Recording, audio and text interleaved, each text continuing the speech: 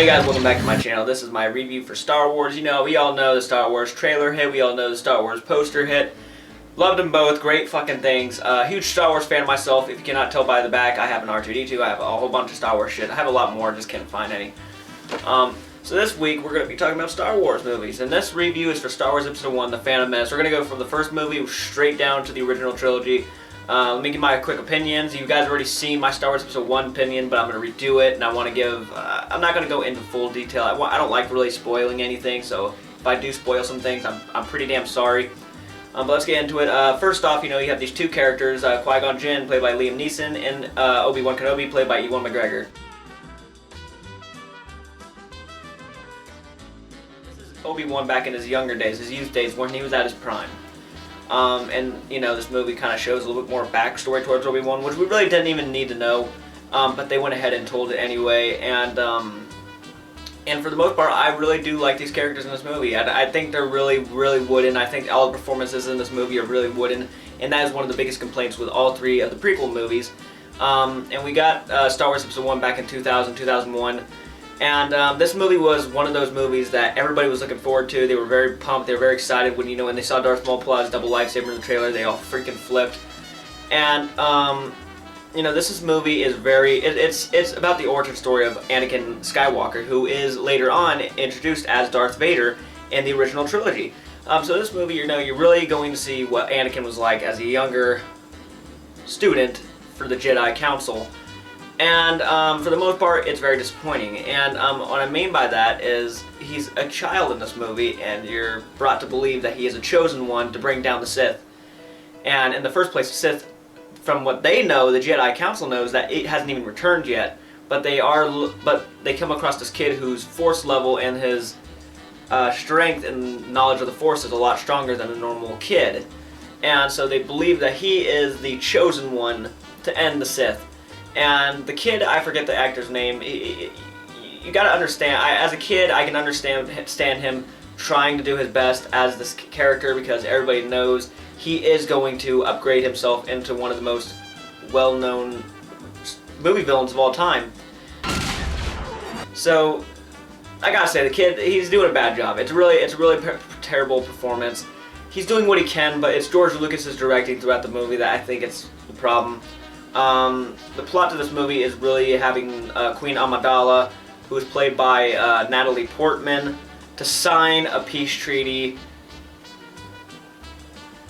To sign a piece of paper, that's what it is. It's to sign a piece of paper.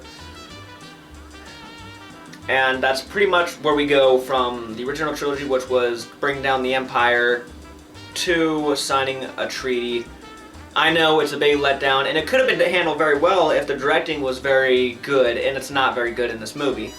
Having said that, I do enjoy The Phantom Menace, and I know it's a bad movie overall. It's not great, the performances are all wooden, with the exception of a couple small performances, but it's really, really, really hard to buy into something that comes off one of the best trilogies of all time. It really is. And I understand. And when you watch these movies, you look at it and you're like, what was George Lucas thinking? And I think he wasn't thinking, and that's the problem. He wasn't giving it his A game when making these movies. And he just needed to let different directors start coming through these movies and directing them in a better way. And he did not do that. He took all three of them on at the same time, and I think that got to him a little bit. Even he's admitted, he went too far with some of the things in The Phantom Menace, and it's right in your face. And and you come across characters that weren't necessary, and I hate to say it, like Qui-Gon Jinn, Jar Jar Binks. I don't know why the hell they put him in there. As a kid, he's kind of funny, but later on you could find he's just very deeply annoying. The best part about this movie, hands down, is Darth Maul. Darth Maul is the best part about this movie. Darth Maul was one of the most badass looking villains of all time in Star Wars franchise. He could have been something Darth Vader wasn't, and they threw him away. He was even during the scenes he was in, he hardly talked, got a few lines in there, literally like 3 sentences, that's about it, he's done. Not even sentences, he was just done. And then, the really cool choreographed battle scene by the end of the movie that you got with Darth Maul, Qui-Gon, and Obi-Wan was kick-ass, and it's one of the best memorable fights in all the Star Wars franchise. So we have to give Phantom Menace credit for that. It was a pretty badass fight.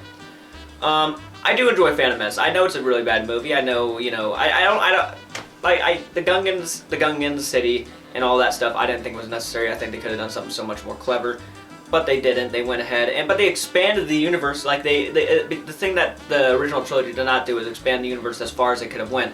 They did expand it, don't get me wrong, but they didn't expand it to where you think there was more worlds out there and you got to see more cultures in the trilogy, the prequel trilogy, than you did in the original trilogy. Though, one thing that the original trilogy did do that this movie did not was make great, amazing characters. It did not. These characters are so forgettable, it's insane. And by the time you do remember Obi-Wan, it's not until the third movie. I remember Obi-Wan from the third movie more than I have any of these two other million-dollar budget movies. The Phantom Menace, it can be a fun time. It's not as enjoyable or as memorable as the original trilogy was, but I still think you can have an enjoyable time with this movie overall if you don't go into it thinking that it's going to be exactly like the original trilogy. No Han Solo, nothing. So you got to keep that in mind. And this is supposed to show you what the Jedi were like before the you know, the Jedis were taken out. And the Jedi Council itself overall is just a very wooden, very dickish kind of group of elders who just don't give a shit about anything. That's how I feel about them in this movie. I know they're trying to come off as wise, but they just come more off like douchebags. You know what I mean? Like Mace Windu, Samuel Jackson, all these other Jedi Masters who are very cool looking, just come off as these punks. Like just, no, we don't want them in here. Why? I don't know. Just don't like them. It's like, okay, well, go fuck yourself. Like, it's like, you know, Yoda's just wooden, and it's not too fun. So, you know, overall, the Phantom Menace, as I said, decent time. Don't expect it to be like the original, but I'm going to give Phantom Menace, I'll give it a solid C.